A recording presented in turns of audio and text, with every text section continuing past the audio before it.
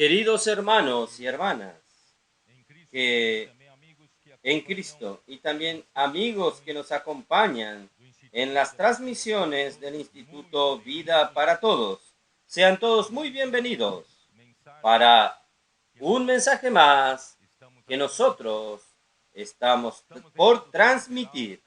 Estamos dentro del tema general, Cristo, el centro conector de la obra de Dios. Llegamos al mensaje número 15, la cruz o ascetismo.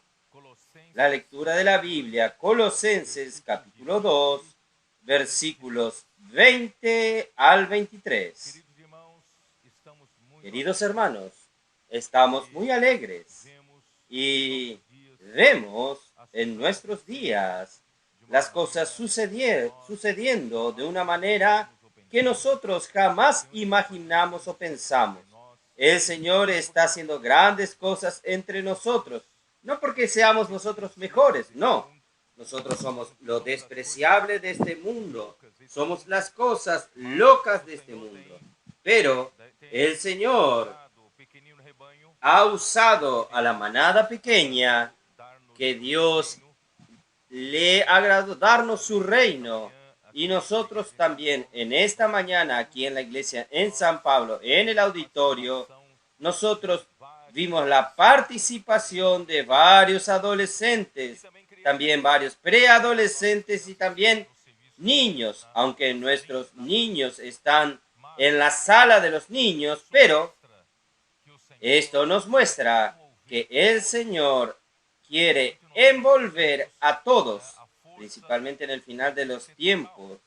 La fuerza tiene que ser total para la lucha por el reino de Dios, para que sea establecido el reino en esta tierra. Por eso, queridos hermanos, en el pasado nosotros no le habíamos dado atención a esta categoría de nuestros adolescentes y preadolescentes. Pero gracias a Dios, el Señor nos ha dado luz sobre esto y hoy nosotros vemos una fuerza muy importante para el ejército del Señor, para traer al Señor de regreso. Yo recordé cuando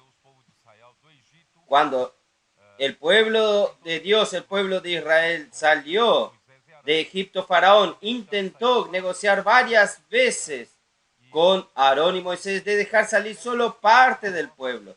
Y al final Moisés y Aarón dijeron a Faraón, nosotros vamos a salir, no solo nosotros, los viejos, los jóvenes, los niños, también nuestro ganado, nuestro rebaño, nuestros bienes, para que nosotros sirvamos al Señor en camino de 3 días en el desierto, porque el Señor quiere todas las fuerzas de su pueblo para servirlo. Entonces, hoy es lo mismo. Nosotros no podemos prescindir de alguna parte de nuestra fuerza. Nosotros tenemos que salir para servir al Señor con nuestros bienes, con nuestro patrimonio, para ofrendar al Señor y también nuestros niños, nuestros adolescentes, preadolescentes y jóvenes, nuestros adultos también, nuestros hermanos de la mejor edad, de la tercera edad. Todos nosotros debemos servir al Señor. Estamos muy alegres con eso. Queridos hermanos, yo quería comenzar el mensaje diciendo lo siguiente, que infelizmente el hombre en su naturaleza caída tiene una tendencia de querer tener las cosas palpables, tener las cosas más visibles a sus ojos de esta tierra.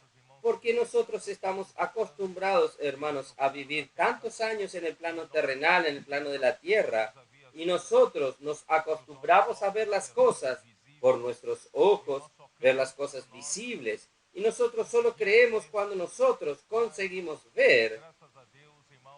Pero gracias al Señor, el día en que nosotros creímos en el Señor Jesús, algo sobrenatural sucedió con nosotros.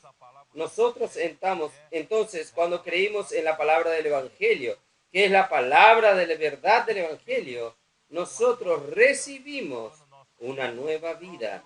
Cuando nosotros creímos en el propio Señor Jesucristo, Él entró en nuestro corazón y a través de nuestra fe en la palabra del Evangelio, nació algo dentro de nosotros que se llama nuestra fe.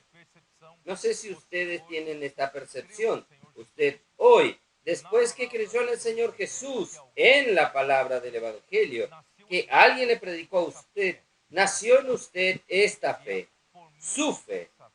Y por medio de esta fe, querido hermano, usted no necesita más vivir como todos los hombres aquí en la tierra viven, solo en el plano terrenal, en el plano visible.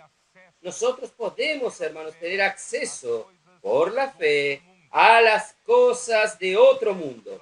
Nosotros podemos tener acceso por la fe a las cosas de la dimensión de la fe. Nosotros hoy no vivimos por lo que vemos. Nosotros no vivimos solamente en el plano de la tierra. Nosotros vivimos a través de nuestra fe. Nosotros vivimos por la esfera espiritual, la esfera donde está Dios. Nosotros vivimos en la dimensión de la eternidad. Pero infelizmente los cristianos que ya tienen este regalo de Dios que es nuestra fe, para que en todo tiempo podamos vivir por las cosas de la otra dimensión, pero por estar acostumbrados a vivir por tantos años en este plano visible, este plano de la tierra, nosotros aún tenemos una tendencia de volver a las cosas palpables de esta dimensión nuestra. De ahí, hermanos, es que surgieron muchas cuestiones del área de la idolatría. Por ejemplo, la idolatría. Es difícil usted adorar un Dios invisible. Es más fácil usted tener una imagen, una escultura, ¿no es así? Algo visible para decir que este es Dios y usted adorar a Dios. El hombre siempre quiere algo palpable. Yo estoy usando esto, un ejemplo grosero, para dar entendimiento para ustedes como hombres que quieren las cosas palpables. Entonces, cuando el hombre no vive en la esfera de la fe, el hombre entonces comienza a buscar cosas para sustituir las cosas del área de la fe. Desde que llegó, hermanos, la fe, es porque llegó Cristo. Cuando llegó Cristo, hermanos, hasta la ley que sirvió en el Antiguo Testamento para el pueblo de Israel como un ayo, solo sirvió como un tutor para guardar al pueblo hasta la llegada de Cristo, hasta la llegada de la fe. ¿Y cuándo? Esto está descrito en Gálatas. Cuando llegó Cristo, cuando llegó la fe, hermanos, ya no tiene sentido el ayo de la ley. Porque la ley, hermanos, es más palpable para el hombre que vive en la esfera de la tierra. Y solo que la fe ya no es tan palpable para quien vive en la esfera de la tierra. La fe es palpable solo para quien vive en la esfera de la fe. Entonces, aún el hombre prefiere hacer obras para Dios. Hacer obras como si por sus obras alcanzasen él pudiese alcanzar el nivel de la espiritualidad o pudiese agradar a Dios a través de sus obras. Por eso que Pablo nos dice que no es por el oír de la fe que recibimos el Espíritu, perdón. Es por el oír de la fe que nosotros recibimos el Espíritu. No es por las obras de la ley. No es cuánto usted hace para Dios. Es que usted alcanza algo para Dios. Infelizmente, esto está impregnado en nosotros. Por ejemplo, algunos cristianos, hasta algunos líderes cristianos, piensan que por su habilidad de predicar un buen mensaje, por su elocuencia, él puede estar haciendo la obra de Dios. Hermanos, la obra de Dios no es hecha en la esfera de la tierra, en el plano terrenal. La obra de Dios es hecha en la esfera del Espíritu. Y cuando es de la era del Espíritu, es a través de la fe, nosotros entonces tenemos acceso a las cosas.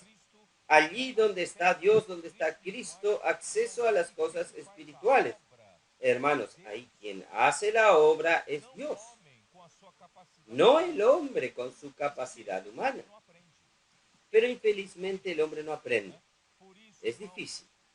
Por eso, hermanos, es que surgen todos estos problemas tratados en el libro de Colosenses. Por falta de vivir por la fe. Vivir y la fe viene por la palabra. La fe no es algo abstracto, vacío, suelto en este mundo. La fe viene siempre por la palabra.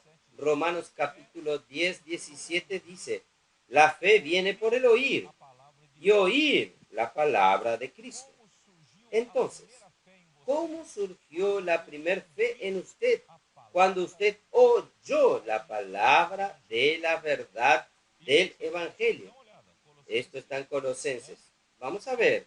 Colosenses 1, versículo 5.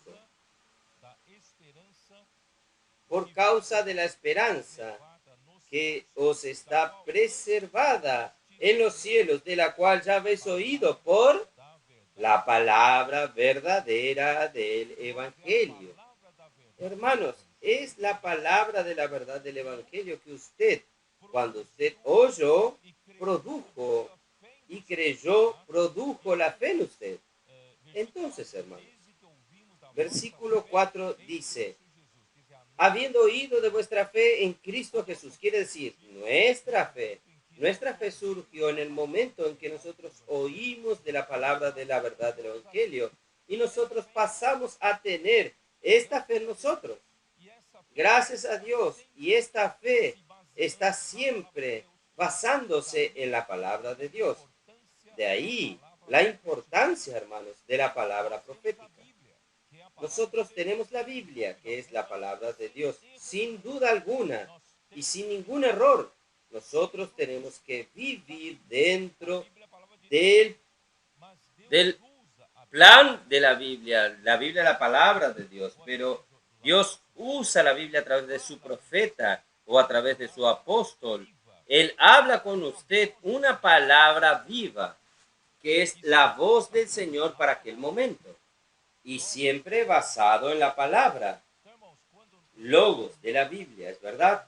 Entonces, hermanos, cuando nosotros oímos la palabra profética y cuando nosotros creemos, ejercitamos nuestra fe, nosotros somos llevados a otra dimensión. Nosotros somos llevados a la dimensión donde está Dios. Y ahí que la palabra comienza a operar eficazmente en quien cree. Esto está en 1 Tesalonicenses 2:13. Entonces, cuando nosotros creemos en la palabra profética, que es la palabra para aquel momento, la palabra opera. La palabra entonces hace la obra de Dios. Por tanto, hermanos, ponga esto en su cabeza de una vez por todas. No es por su capacidad humana que la obra de Dios es hecha. Yo tengo mucha habilidad para organizar, entonces la iglesia necesita de mucha administración y yo voy a usar mi poder de administración para ayudar a los hermanos y a la iglesia. Dios puede usar el don que Dios le dio a usted, a su habilidad, pero tiene que ser aplicada en la otra esfera, en la esfera de la fe, en la esfera donde Dios está. Entonces, hermanos, los colosenses comenzaron por causa de la falta de esta claridad, comenzaron a apoyarse en la sabiduría humana, comenzaron a apoyarse en algunos que comenzaron a predicar los rudimentos del mundo. Cuidado, un cristiano no puede hacer esto, tiene que hacer aquello, ¿no es así? ¿Cuántos de aquí no aprendieron? Un cristiano no puede beber bebida alcohólica, no puede fumar, no puede pecar, no puede hacer esto, no puede hacer aquello, ahora haga esto, haga aquello. ¿Cuántos de nosotros no aprendimos así? ¿No es así? Esto es bueno, claro. Yo no estoy diciendo que la cultura humana es algo malo. Los rudimentos del mundo sean malos, ¿no es así? La tradición de los hombres, no digo que son todas cosas malas, son cosas buenas. Pero hermanos, no tome esto para sustituir nuestra vida en la fe. No sé si ustedes me entienden.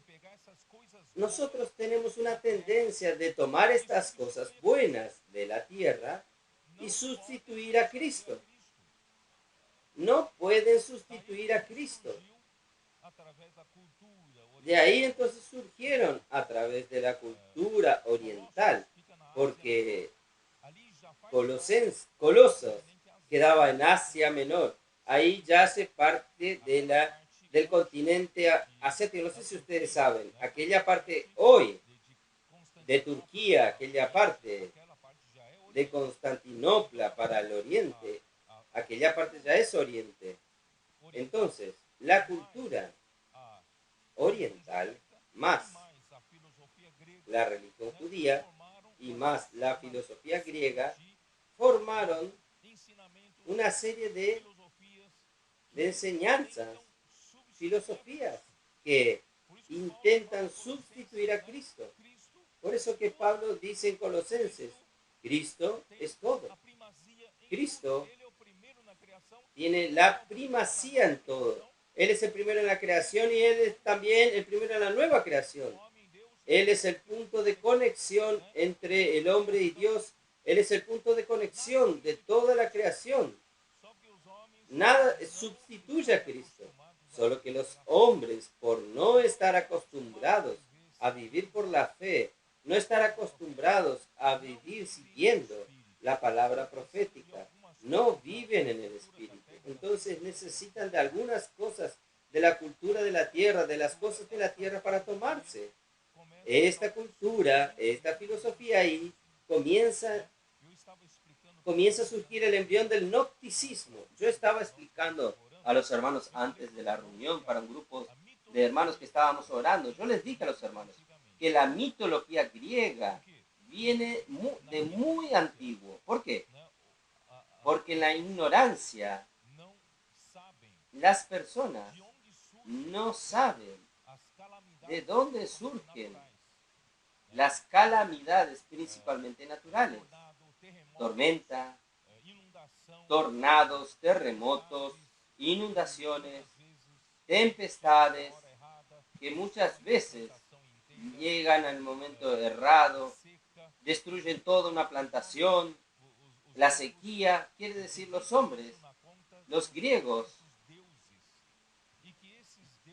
colocan esto en la cuenta de diversos dioses y que estos dioses, cada uno de ellos controla una especialidad. Dios del trueno, Dios que cuida de la agricultura, Dios que cuida del amor, Dios que cuida de la enfermedad, Dios esto, Dios aquello. Entonces las personas tienen que agradar a Dios, que cuida específicamente de aquel punto. Los agricultores entonces tienen que ofrecer sacrificios para agradar al Dios de la agricultura, para que pueda tener una buena cosecha, ¿entienden? Entonces ellos colocaban esto todo en la fatalidad de los dioses. Ahí vienen llegando, al pasar el tiempo, comienzan a surgir hombres más sabios, los sabios entre los hombres. Ahí comienzan a descubrir, no podemos colocar todo sobre los dioses, nosotros tenemos que buscar a través de la filosofía por las respuestas para estas cosas. De ahí surgieron la filosofía griega, ¿ustedes entienden?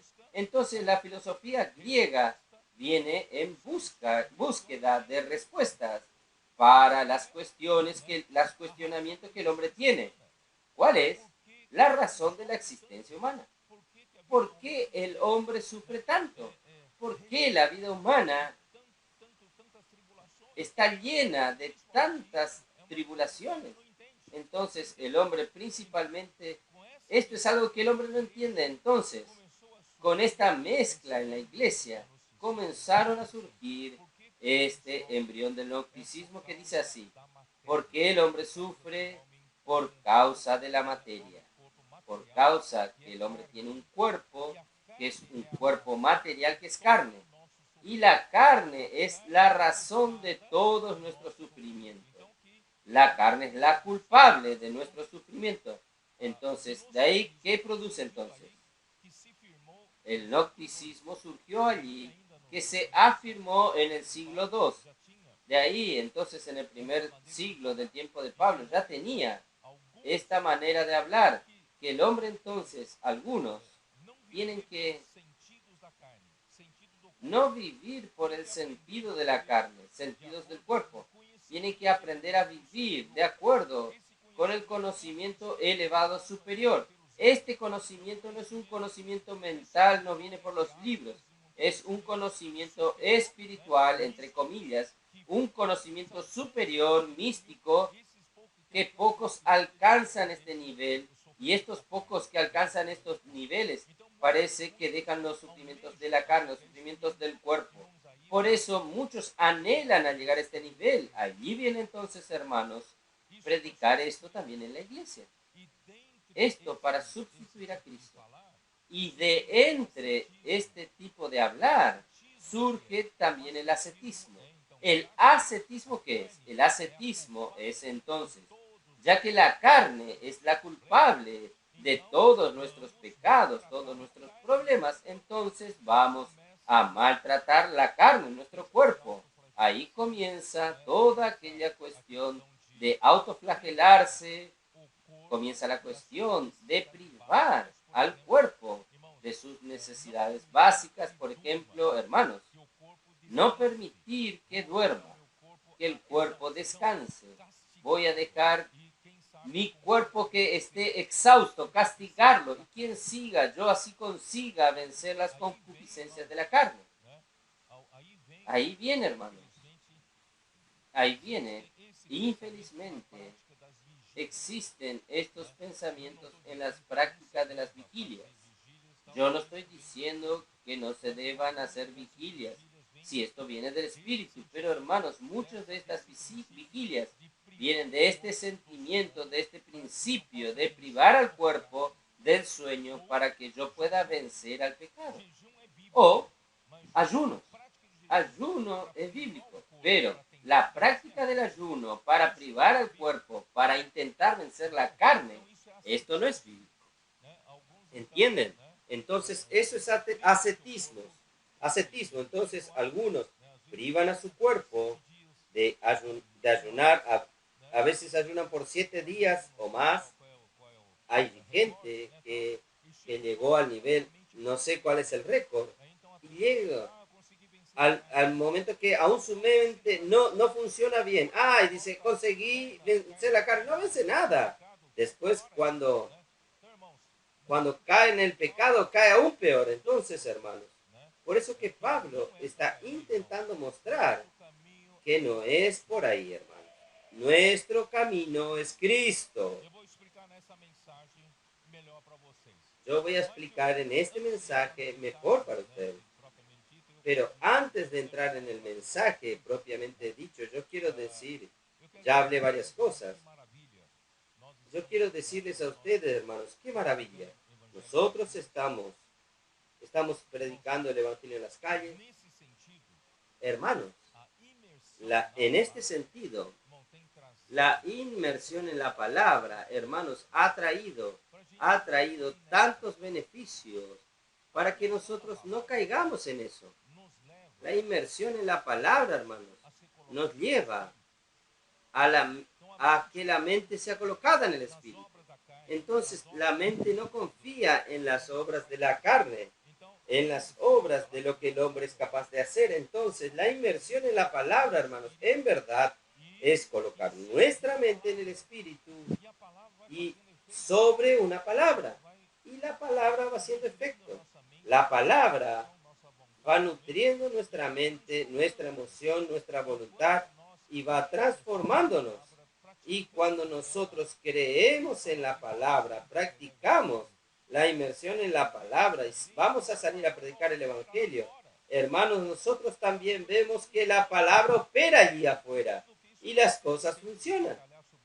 Y más que esto, no tengo tiempo de detallar sobre esto, pero solo quiero mencionar, hermanos, lo que nosotros estamos haciendo es una obra de amor.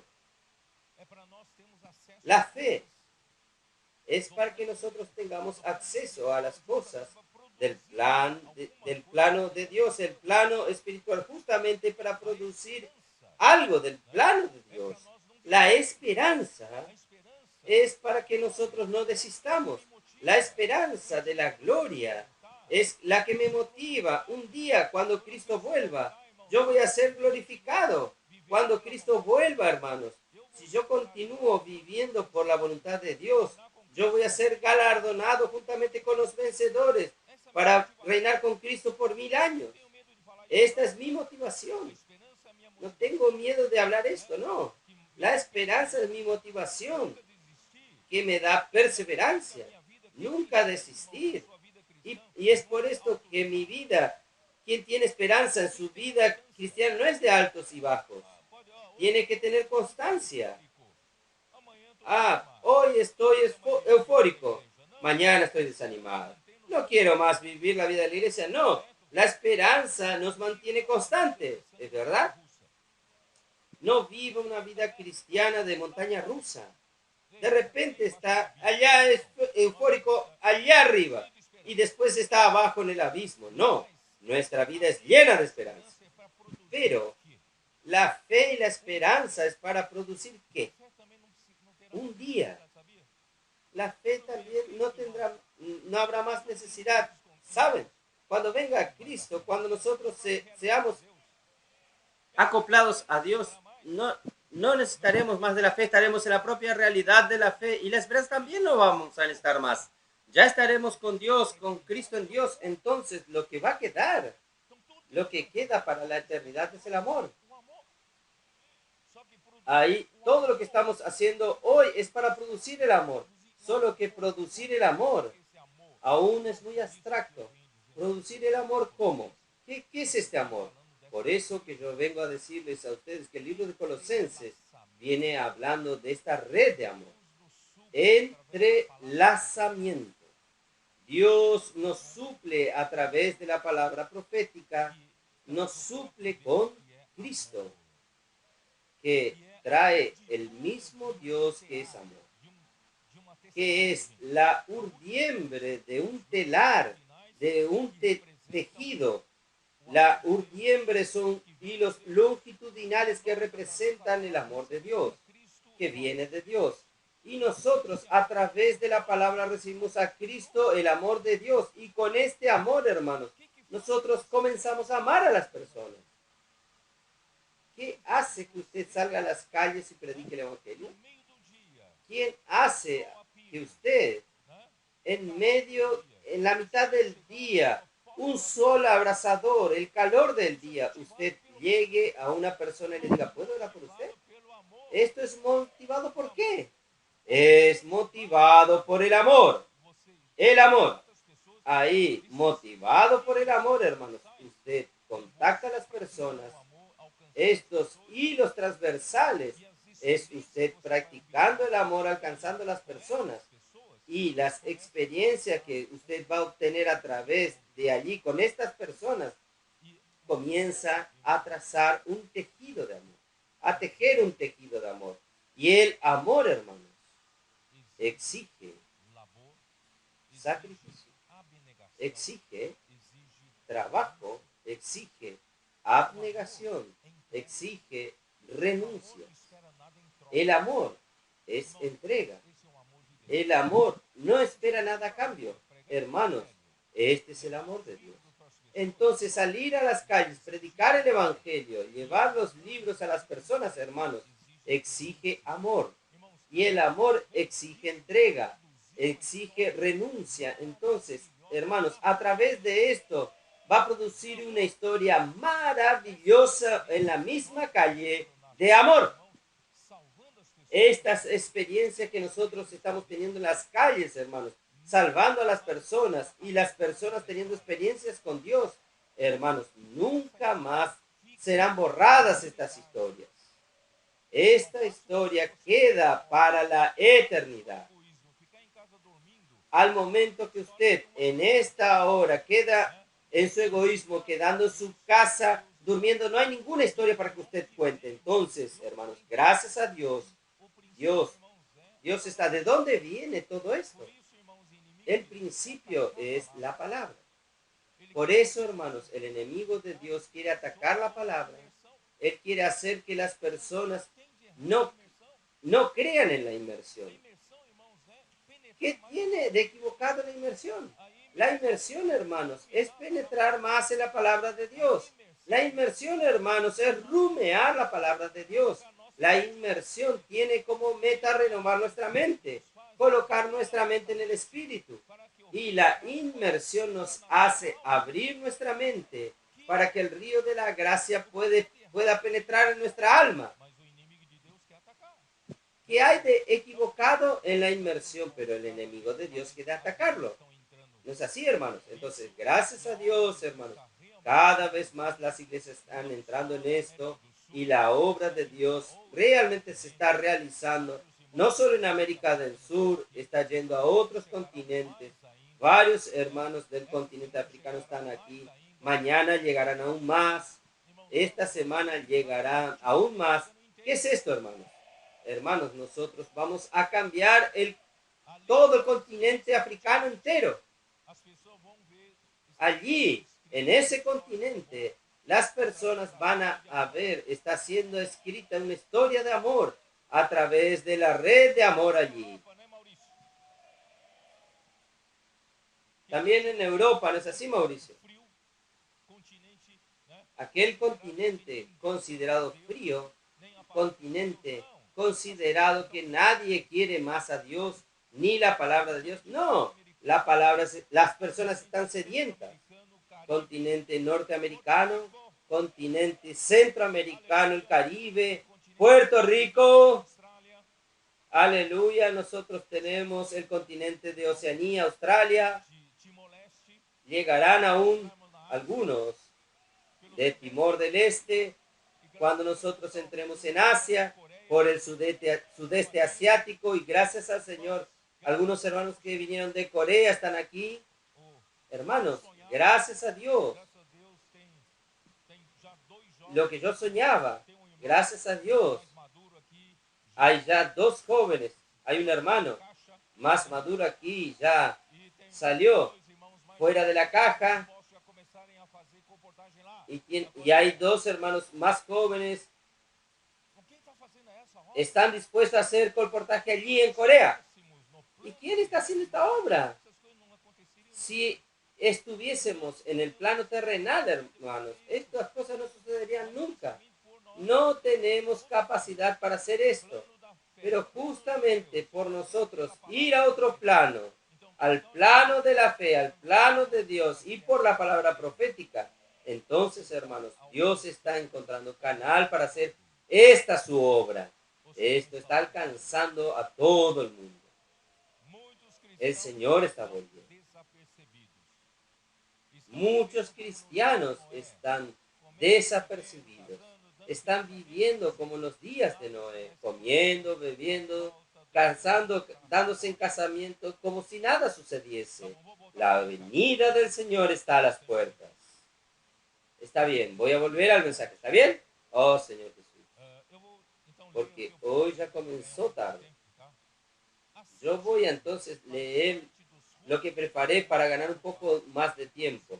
Ascetismo hace parte de los rudimentos del mundo que Pablo habla en Colosenses. Ascesis o ascesis en griego significa el ejercicio espiritual. Entonces, los ascéticos consideran la práctica del ascetismo como un ejercicio espiritual para librarse de las concupiscencias de la carne. Un gran engaño.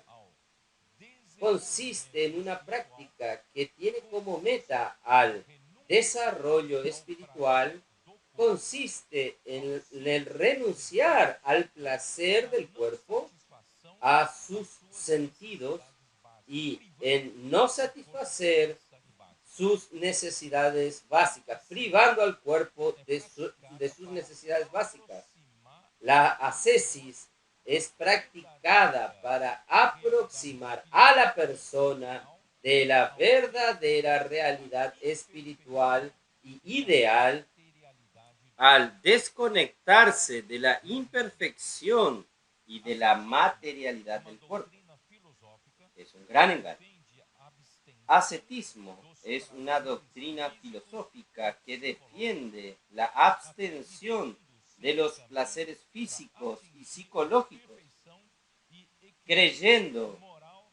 creyéndose el camino para alcanzar la perfección y el equilibrio moral y espiritual.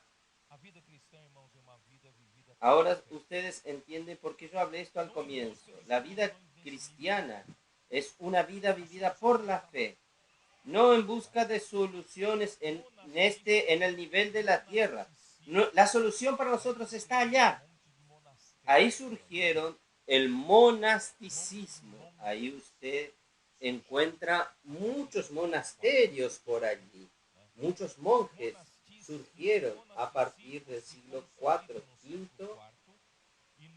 Monasticismo se consolida en el siglo IV y en el inicio del siglo V la historia del cristianismo, el cual es un movimiento singular y radical con el surgimiento de la figura enigmática del monje asceta, con sus reglas de conducta y valores centralizadas en las prácticas ascéticas o ascetismo, se instala en la historia de la iglesia. Los monjes creían tener un llamamiento especial para vivir una vida cristiana más elevada, y para alcanzar esta deseada santidad se imponían a sí mismos severas restricciones. Se retiraban para lugares desiertos para entregarse a la intensa meditación en las cosas divinas, donde la mente podría estar enteramente separada de todos los temas naturales y de lo que traía placeres a los sentidos. Quiere decir, niegan cualquier placer a la visión, al olfato, al tacto, a todos los sentidos. Ellos niegan los placeres para ellos, porque creían que tenían que llevar su cuerpo a estar exhausta con vigilias, ayunos, trabajos pesados y torturas. El cuerpo era considerado como un estorbo a sus aspiraciones espirituales, y para reprimir o refrenar los sentidos del cuerpo ejecutaban los más insanos y locos regímenes, absteniéndose de sueño y alimento hasta quedar exhaustos. Vean el engaño de Satanás. Si todos buscasen la espiritualidad de esta manera, ¿quién va a edificar la iglesia? Usted se refugia en una caverna. Este va al monasterio. ¿Quién va a edificar la iglesia?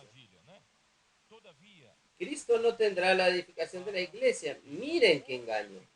Sin embargo, la Biblia habla en mortificar los hechos del cuerpo y no mortificar al cuerpo. Romanos 8:13. Ahora voy a entrar en esto. Voy a mostrarles a ustedes la solución de Dios. La solución de Dios no es el ascetismo, no es el monasticismo. Romanos 8:13.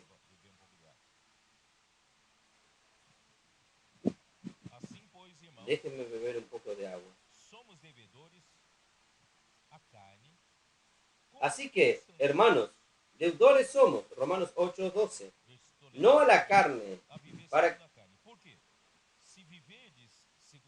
Estoy leyendo el versículo 12. No a la carne, porque si vivís conforme a la carne moriréis.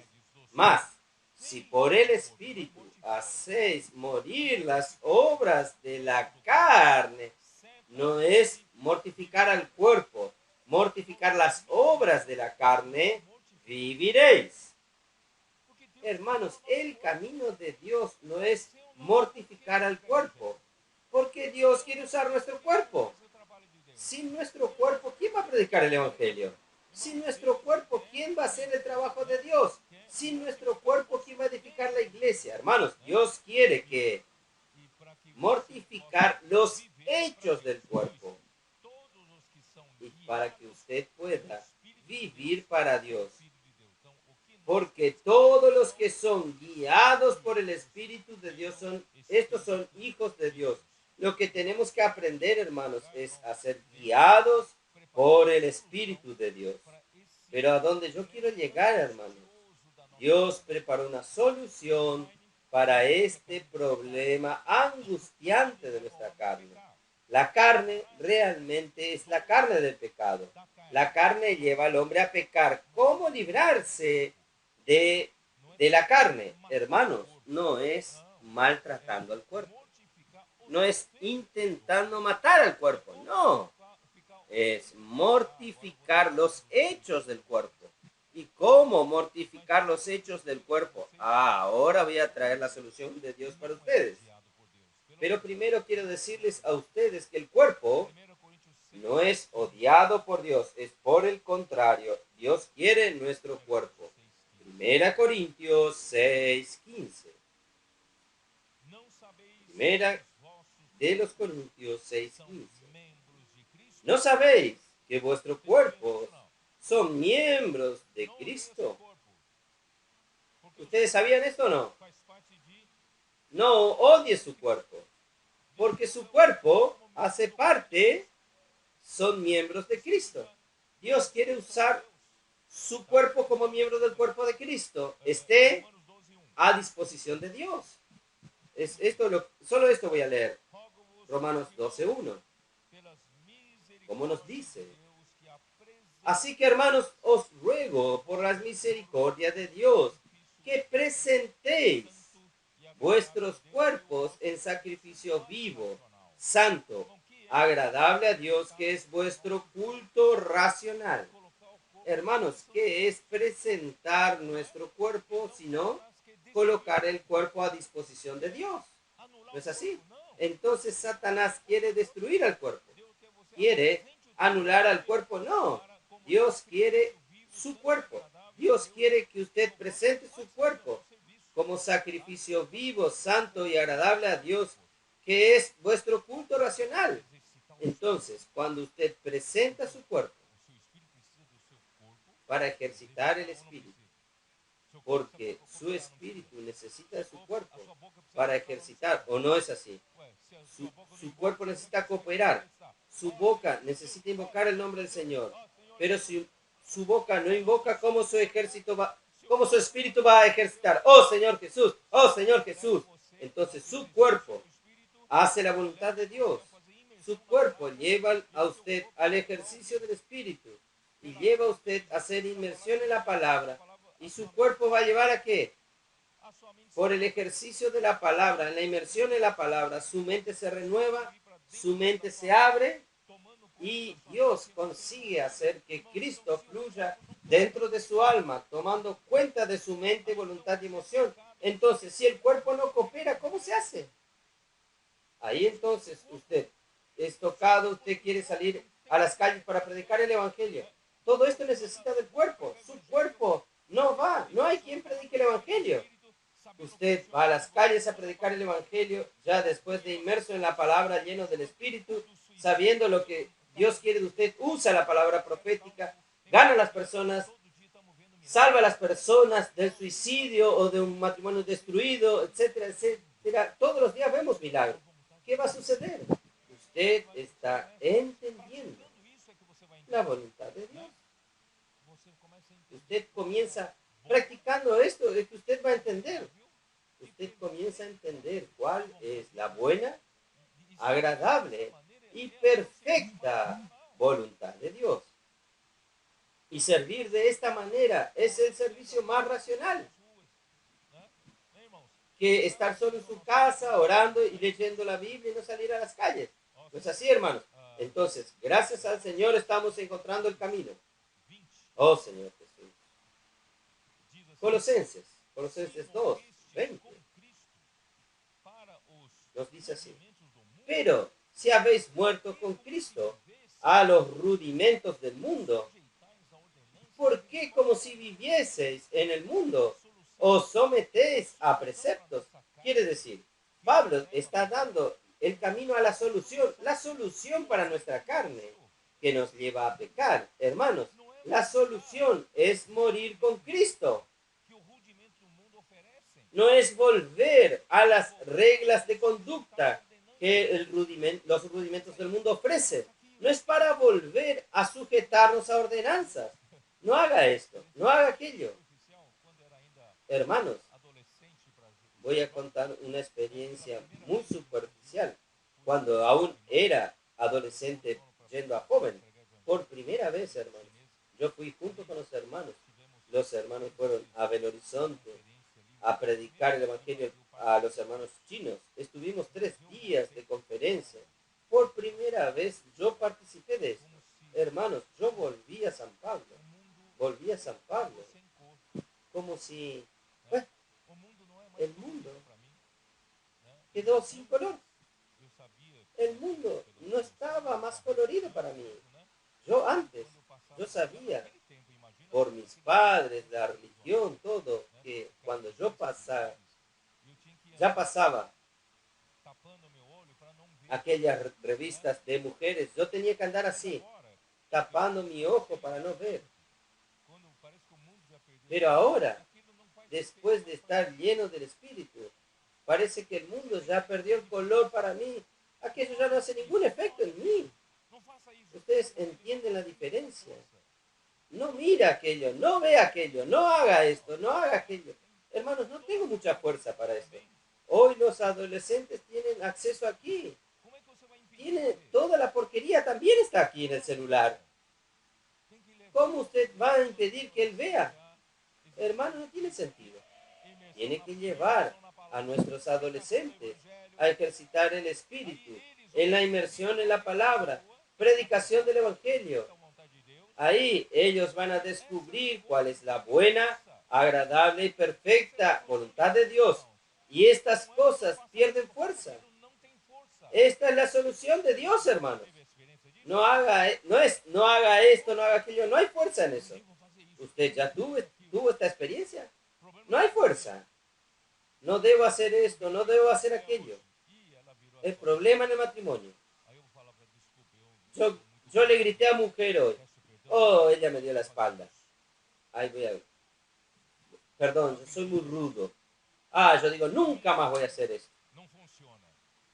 No crean. Nunca más no funciona. Hermanos, no toquen esto, no haga esto, no haga aquello, no funciona. ¿Qué funciona, hermanos? Es colocar la mente en el espíritu. Hermanos, voy a continuar leyendo. Oh, Señor Jesús. Entonces, el ascetismo, como también todo concepto gnóstico, tiene como meta sustituir a Cristo y a su obra en la cruz con la sabiduría humana. Cristo ya resolvió nuestro problema de la carne y del pecado en la cruz.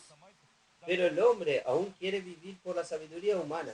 Esto es lo que estoy diciendo, que el hombre le gusta más las cosas palpables de este plano. El hombre no quiere ir a otro plano, quiere vivir en este plano. El hombre tiene que vivir por la fe, ir a otro plano y creer en Dios, no creer en su capacidad, no creer en su sabiduría. El concepto gnóstico afirma que toda materia es mala, responsable por los sufrimientos humanos. El ascetismo tiene como escena tratar mal al cuerpo infligiéndole castigo o privaciones severas como solución para restringir la indulgencia de la carne. No es la solución. La sutileza de Satanás es desviar el enfoque de la obra de salvación de Dios por medio de Cristo, anulando la utilidad del cuerpo en los servicios a Dios. aislando a las personas en monasterios y cavernas, inutilizándolas así para la edificación de la iglesia. Imaginen si todos nosotros nos aislásemos uno de los otros, hermanos, no hay quien predique el evangelio y no hay edificación de la iglesia. No hay la red de amor. Señor Jesús, la solución de Dios para la carne es la cruz. La muerte de Cristo termina con nuestro viejo hombre y la resurrección de Cristo nos hace vivir y andar en novedad de vida para vivir para Dios.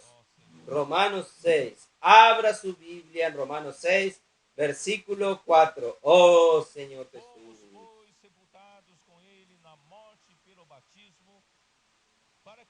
Porque somos sepultados juntamente con Él para muerte por el bautismo, a fin de que como Cristo resucitó de los muertos por la gloria del Padre, así también nosotros andemos en vida nueva.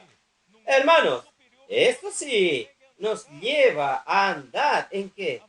En un nivel superior que el hombre no consigue llegar. La verdadera superioridad no está en el gnosticismo, no está en pocos iluminados que consiguen vivir una vida más libre de la carne, aún en el plan de la tierra. No es esta la solución. Nosotros podemos vivir en novedad de vida, de la vida de Dios en la otra esfera. ¿Por qué? Versículo 5. Porque si fuimos plantados juntamente con Él en las semejanzas de su muerte, así también lo seremos en la de su resurrección. Versículo 7. Sabiendo esto, que nuestro viejo hombre fue crucificado. No es que va a ser, ya fue crucificado juntamente con Él, nuestro viejo hombre, para que el cuerpo del pecado sea destruido, a fin de que no sirvamos más al pecado. Si usted quiere destruir, hermano, su cuerpo, no destruya su cuerpo aquí. Cristo ya destruyó el cuerpo del pecado, aquel cuerpo de la carne que peca. Él ya lo destruyó para que no sirvamos más al pecado como esclavos. Por más que usted practique el ascetismo, usted haga vigilias todas las noches, no deje su cuerpo que duerma. Usted hace ayunos de 30 días casi muriendo, no deja que su cuerpo se alimente. Usted aún no está libre de su carne, no está libre. Hermanos, la única solución, Dios ya lo hizo en Cristo. Cristo, cuando fue crucificado, Él crucificó allí nuestra carne. ¿No es así? Oh, Señor Jesús. Entonces, hermanos, versículo 3 dice así: ¿o no sabéis que todos los que hemos sido bautizados en Cristo Jesús hemos sido bautizados en su muerte? Quiero explicar este versículo rápidamente. ¿Cuándo usted fue bautizado? ¿Sabía que en el momento que usted aceptó a Jesús, en el momento que usted creyó en Jesús, el Espíritu te bautizó? ¿Usted sabía eso? Cuando usted creyó en Jesús, el Espíritu le bautizó. ¿Sabe por qué? El Espíritu lo quitó a usted de un ser individuo, de un hombre caído, y el hombre te colocó para ser un miembro del cuerpo de Cristo. Quiere decir, cuando Él te bautizó, cuando usted creyó, el Espíritu ya te bautizó, es invisible, usted no vio, ya lo bautizó usted, usted ya se tornó un miembro del cuerpo de Cristo porque Él te bautizó para dentro del cuerpo. De ahí, el bautismo en las aguas, hermanos, es un testimonio exterior que usted da de una realidad espiritual que sucedió en el momento que usted creyó. Por eso que nosotros somos bautizados por las aguas, hermanos, como un testimonio de que yo ya fui bautizado para dentro del cuerpo de Cristo por el Espíritu. ¿Ustedes entienden? Entonces, cuando yo fui bautizado en el momento que yo creí, yo ya fui bautizado en la muerte de Cristo. Yo ya me uní en la muerte de Cristo. me identifiqué con Cristo cuando Cristo fue a la cruz. Yo fui juntamente con Él. ¿Quién cree en esto? Usted ya fue crucificado juntamente con Cristo. ¿Para qué? Para que cuando Cristo fue resucitado, usted también fue unido con Él en su resurrección. Y ahora, hermanos, yo y usted no necesitamos más vivir en la esfera del cuerpo de esta carne.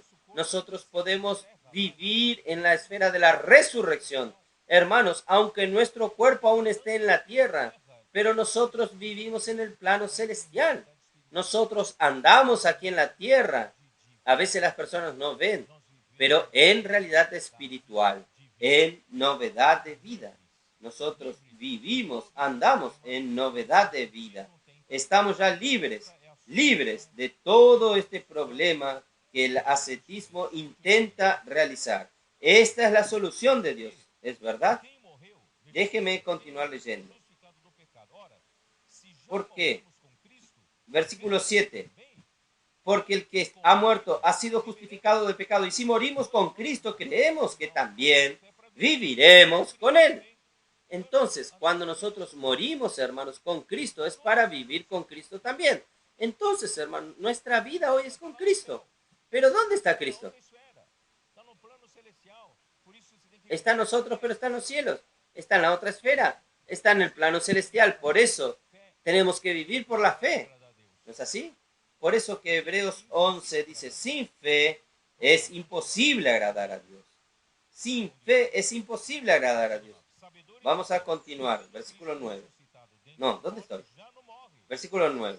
Sabiendo que Cristo, habiendo resucitado de los muertos, ya no muere. La muerte no se enseñorea más de él. Hermanos, ya no estamos más sujetos bajo la muerte. Todo el hombre caído está dentro de la muerte. Está bajo el dominio de la muerte. Pero nosotros no. Nosotros ya morimos con Cristo. Estamos resucitados con Cristo.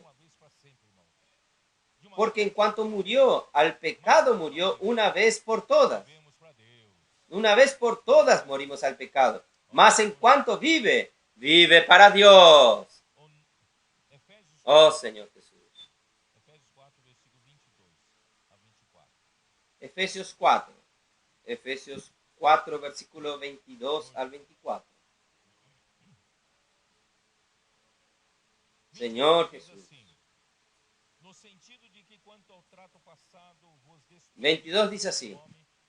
En cuanto a la pasada manera de vivir, despojaos del viejo hombre que está viciado conforme a los deseos engañosos. Hermanos, cuando nosotros vivimos en el mundo, en esta esfera terrenal del hombre caído, nosotros vivimos en el viejo hombre. Este viejo hombre infelizmente se corrompe según las concupiscencias del engaño. El engaño aquí, hermanos, es el padre de la mentira. El engaño aquí es Satanás, es el diablo. El diablo, él es el mismo engaño, es la misma mentira. Él va a ofrecerte carnadas. ¿Qué carnadas son? Son las concupiscencias. ¿Qué son concupiscencias? Son cosas para suscitar su codicia. Entonces, la codicia lo va trayendo a usted para que usted busque los placeres de la carne. Ahí usted cae en el engaño. Él consigue engañarte y usted vive así en el viejo hombre en todo el tiempo. Realmente la carne es un problema, pero no es la solución el ascetismo que funciona. Entonces, como el viejo hombre, todos nosotros estábamos viviendo en el viejo hombre, no estábamos. Y el viejo hombre que nosotros vivíamos es individual. Nosotros éramos individualistas, no es así. Pero ahora, en el versículo 23, y renovaos en el espíritu de vuestra mente. Gracias al Señor, nuestra mente fue renovada. El Espíritu entonces tomó cuenta de mi mente y está invadiendo con el río de la gracia mi mente. ¿Y ahí qué sucede? Yo estoy revistiéndome. Yo me revestí del nuevo hombre. Ahora, hermanos, este nuevo hombre no es más un individuo. Este nuevo hombre es colectivo.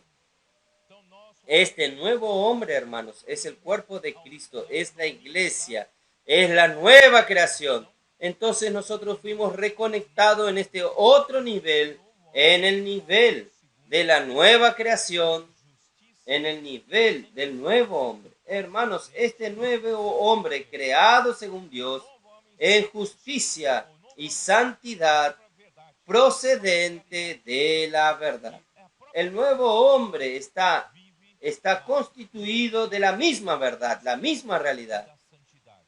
La misma realidad, hermanos, vive en la esfera de la justicia y de la santidad. Entonces, hermanos, Dios quiere transferirnos del viejo hombre que es individualista al nuevo hombre que es un nuevo hombre colectivo, que es la iglesia, que es el cuerpo de Cristo, que es la nueva creación. Entonces, oh Señor Jesús, Efesios 2, versículo 15 y 16, capítulo 2, versículo 15 y 16 de Efesios,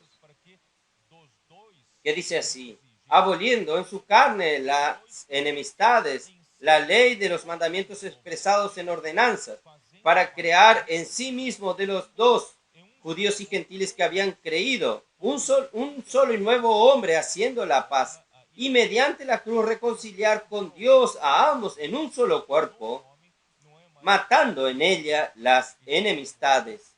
Yo quiero probar con estos dos versículos que el nuevo hombre no es más un individuo. Este nuevo hombre es el cuerpo de Cristo. ¿Está bien? Es colectivo. Oh Señor Jesús. Entonces, hermanos, vamos. La función, Romanos 6 y 7, ya leímos. La función de la cruz, hermanos, al crucificar el viejo hombre, es destruir el cuerpo del pecado, para no vivir, servir al pecado como esclavo. Quien murió ya está justificado del pecado. ¿Qué es el cuerpo del pecado? El cuerpo del pecado, hermanos, es el instrumento del viejo hombre para cometer pecados, que es el cuerpo de la muerte en Romanos 7:24. Vamos a ver, Romanos 7:24. Miserable de mí, ¿quién me librará de este cuerpo de muerte?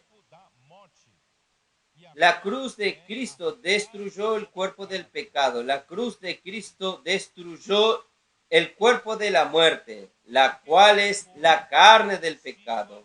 Romanos 8:3. Porque lo que era imposible por la ley, por cuanto era débil por la carne realmente es un problema. Ellos estaban correctos en esto, pero la solución no. Dios, enviando a su Hijo en semejanza de carne de pecado, o de carne de pecado, carne pecaminosa o carne del pecado, o a causa del pecado, condenó al pecado en la carne. Quiere decir, no sé si ustedes entienden, el problema está en la carne del pecado. El problema está en nuestra carne. Realmente la carne necesita ser destruida para nosotros estar libres de la carne. Pero la solución de Dios para la destrucción de la carne es en la cruz de Cristo. Jesucristo vino aquí en la tierra. Es la palabra que se hizo carne. Él vino a tomar la misma forma de la carne, solo que Él no puede tener pecado. ¿No es así? Pero esta carne que Él vino a tomar tiene pecado, es la carne del pecado. Por eso que Dios tan sabio, que Dios lo hizo tomar la semejanza de la carne del pecado. Ustedes perciben la diferencia. Una es la carne del pecado y otra es la semejanza de la carne del pecado. Cristo Jesús vino a tomar la semejanza de la carne del pecado, pero cuando Él fue a la cruz, Él llevó la carne. ¿Entendieron? Él llevó la carne y Dios entonces condenó al pecado en la carne. Oh Señor Jesús, entonces esta es la solución de Dios. Entonces, Primera de Corintios 6. Vamos a leer primero Romanos 6:13. Dios quiere usar nuestro cuerpo. Debemos ofrecer nuestros miembros del cuerpo a Dios. vamos a ofrecerlo. No haga como los ascetas de querer destruir el cuerpo. Ni tampoco presentéis vuestros miembros al pecado como instrumentos de iniquidad, sino presentaros vosotros a Dios como vivos de entre los muertos, y vuestros miembros a Dios como instrumentos de justicia. Vamos a ofrecer nuestro cuerpo a Dios. Diga al Señor: Señor, mi boca está aquí para ti, mis oídos, mis ojos, mis piernas, mis pies, mis brazos, todo mi cuerpo es tuyo. Úsalo como instrumento de justicia.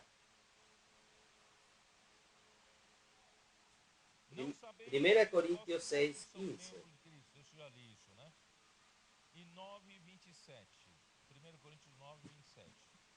¿No sabéis que vuestro cuerpo son miembros de Cristo? Ya leí esto. Primera Corintios 9, 27.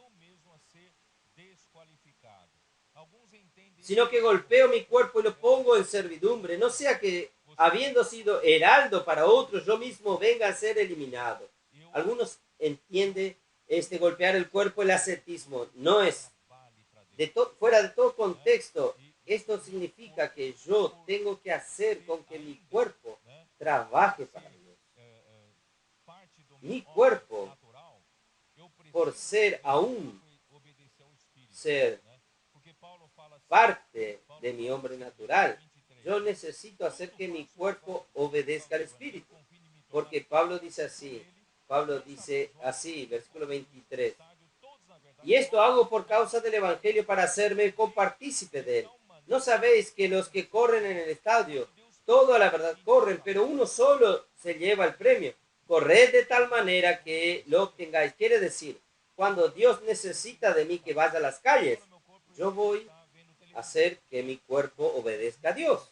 Aunque mi cuerpo necesita descansar, aunque mi cuerpo prefiere estar viendo televisión, pero yo golpeo mi cuerpo en este sentido, haciendo que mi cuerpo obedezca a Dios y haga la voluntad de Dios.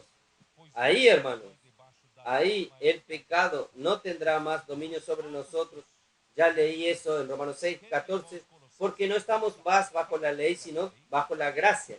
Entonces los falsos maestros quieren llevar a los colosenses de regreso a la práctica de la ley, con sus ritos, ceremonias y dietas. Colosenses 2, 16, 17, ya leímos. Colosenses 2, 16, 17. Nadie os juzgue en comida o en bebida, o en cuanto a día de fiesta, luna nueva, o día de reposo, todo lo cual es sombra de lo que ha de venir, pero el cuerpo es de Cristo. Ahí 20 al 22. Ya voy avanzando un poco aquí. Pero si habéis muertos con Cristo en cuanto a los rudimentos del mundo, porque como si vivéis en el mundo os sometéis a preceptos, tales como no manejéis, ni gustéis, ni aun toques, en conformidad a mandamiento y doctrina de los hombres, cosas que todas se destruyen con el uso. Usted puede intentar de no tocar esto, no hacer aquello, y traer de regreso, como ellos traían toda la práctica de la ley con sus ritos y también sus ceremonias y dietas. Puede comer esto, no puede comer aquello. Hermanos, todo esto con el tiempo se destruye, termina, no es por ahí.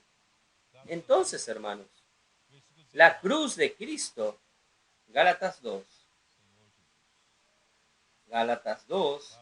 versículo 19. Señor Jesús. Gálatas 2, versículo 19.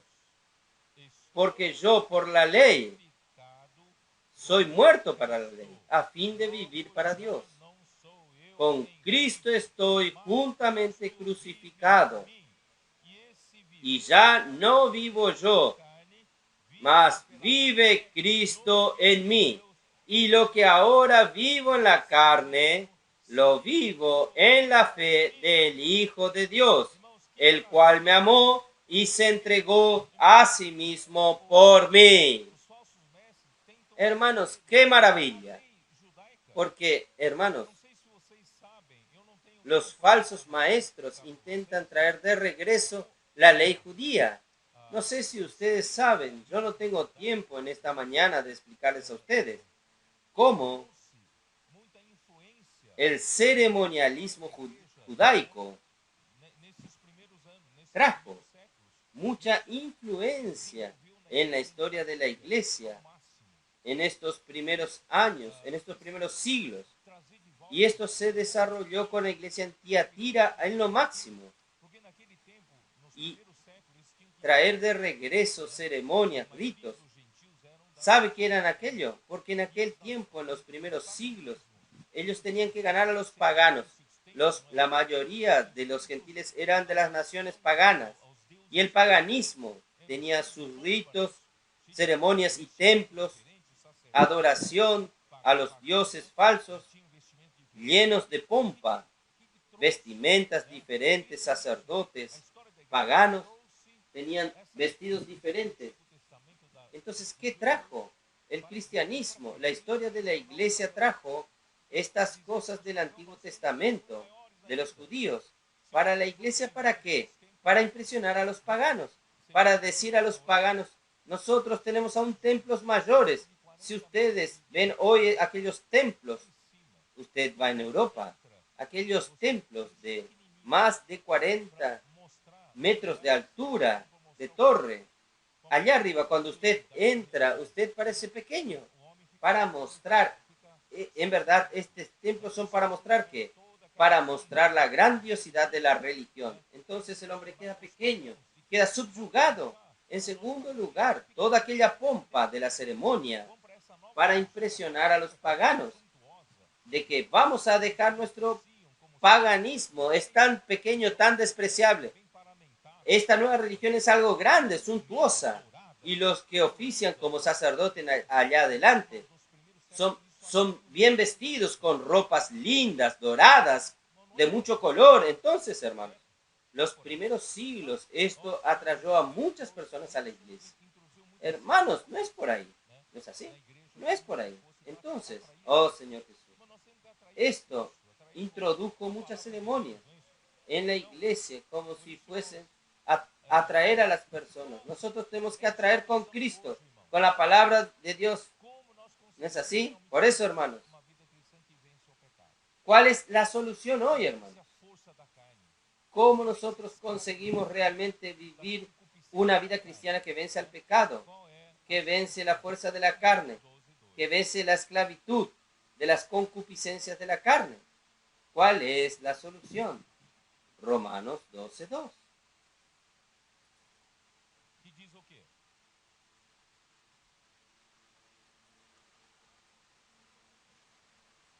¿Qué dice qué?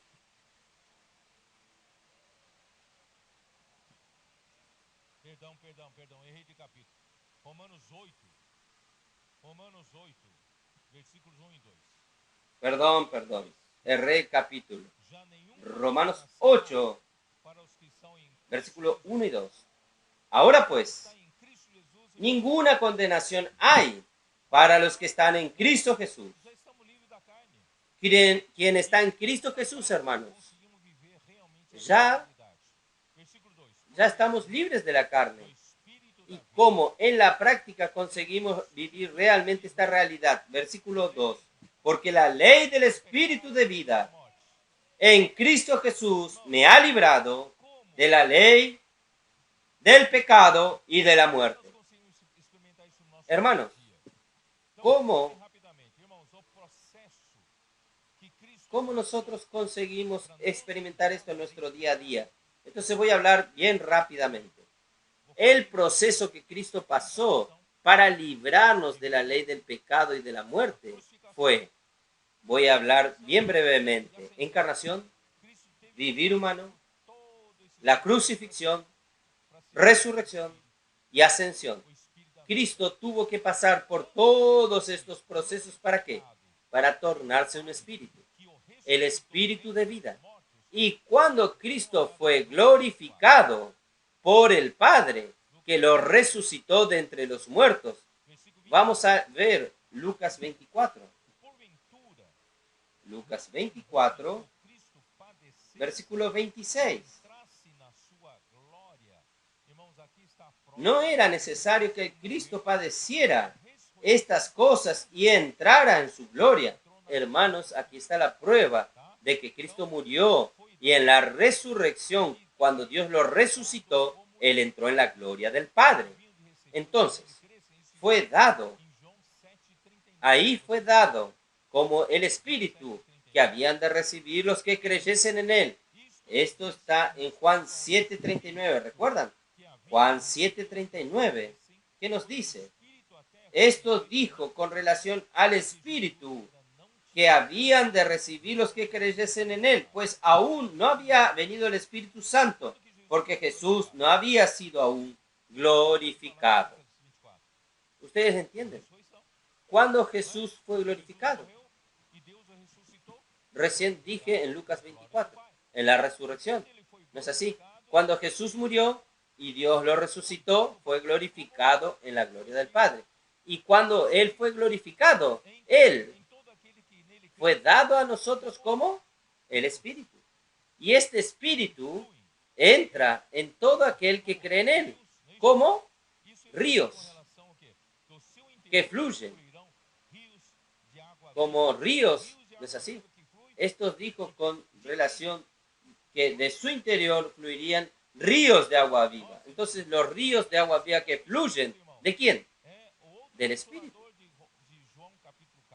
Oh Señor Jesús. Este mismo Espíritu, hermanos, es el otro consolador de Juan capítulo 14. Juan capítulo 14.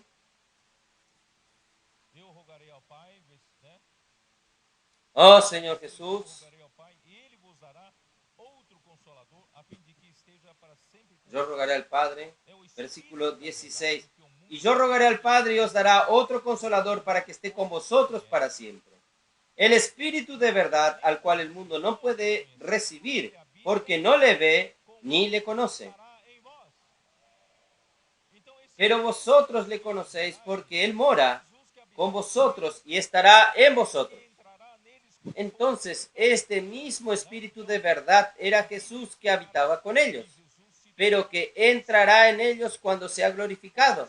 Entonces, aquí dice claramente que Jesús se tornó el Espíritu de vida, el Espíritu después de la glorificación, después de la resurrección, y Él hoy, hermanos, es el Espíritu de vida, el Espíritu que da vida.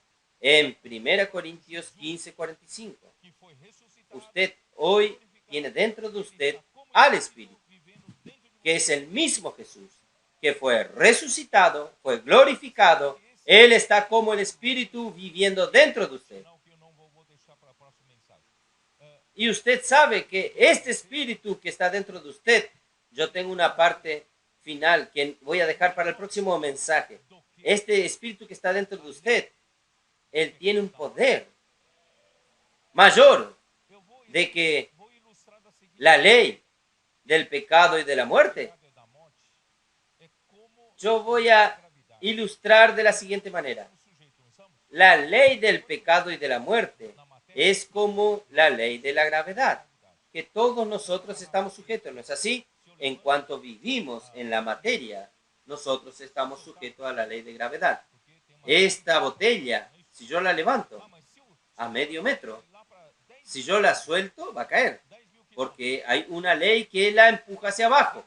Pero si yo la levanto a 10.000 metros, 10.000 kilómetros, 10.000 metros, igual va a caer de la misma manera, pero se va a destruir del todo.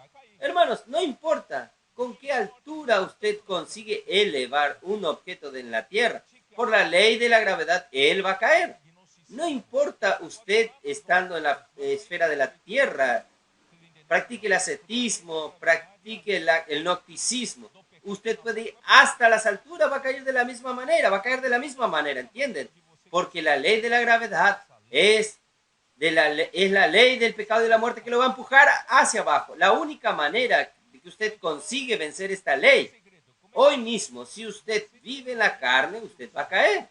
¿No es así? Pero ¿cuál es el secreto? ¿Cómo usted tiene dentro de su espíritu el espíritu, el espíritu de vida, el espíritu que da vida, el espíritu que es Cristo? Él tiene una ley también, y la ley del espíritu de vida es la única ley que consigue hacer que usted venza la ley del pecado y de la muerte. Es como si fuese el lanzamiento de un cohete. El cohete consigue llevar un satélite o llevar al hombre para el universo sideral, para el espacio sideral. El cohete es tan poderoso que consigue vencer la ley del pecado y salir fuera de la atmósfera, estar fuera del poder de la gravedad. Ahí entonces vivimos en los cielos. Entonces, ¿dónde usted tiene esto? Usted tiene esto en su espíritu. Vamos a hacer funcionar la ley del espíritu de vida. Por eso, hermanos, ejercicio del espíritu nos ayuda. Inmersión en la palabra nos ayuda. Practicar la palabra nos ayuda. Hermanos, todo esto nos lleva a vivir por la ley del espíritu de vida. Es la única manera de vencer el pecado y la muerte. Voy a detenerme aquí. Jesús es nuestro Señor. Amén.